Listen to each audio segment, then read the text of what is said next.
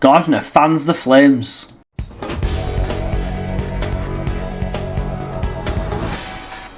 Barry Gardiner, that up his own arse toff in the Labour Party, who again is not someone I've got any time for, actually spoke pretty well on BBC.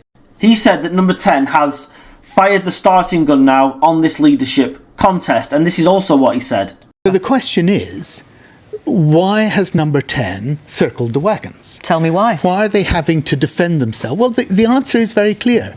Because this government, from the beginning, actually from before it was a government, has cared more about extirpating the people who disagreed with it than they have about setting out a clear programme and policy. And quite honestly, you know, everyday people looking at this tonight are going to say, oh, for God's sake, what do these politicians think they're doing?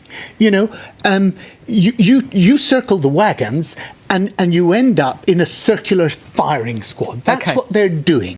What he's doing here, if you read between the lines, is actually fanning the flames. In his stuck-up way, I think he's actually saying, go and get Starmer. Go and get him out now. The chances are Barry Gardiner isn't going to lose his seat. He'll probably keep it regardless of whatever slaughter Labour suffers at the next general election. But I also make him right on quite a few of the points that he made.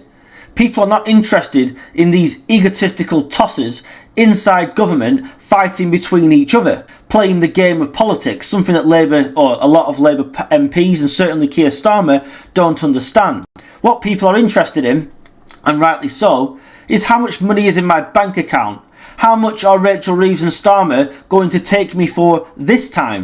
Because they've already taken my job. They've already increased my mortgage rates. Everything I buy is going up and I can't afford to live. So what are they going to do to help me? And the answer is nothing.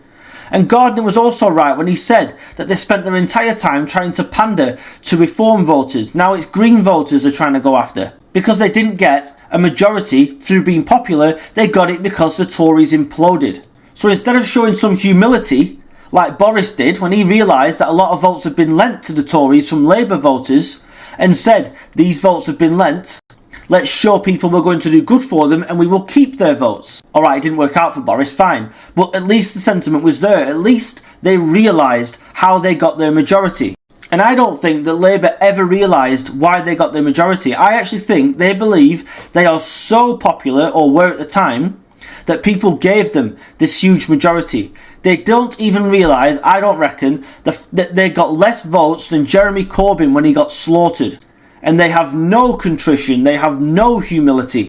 Just a bunch of up their own arse, born to rule, spoiled Fabians.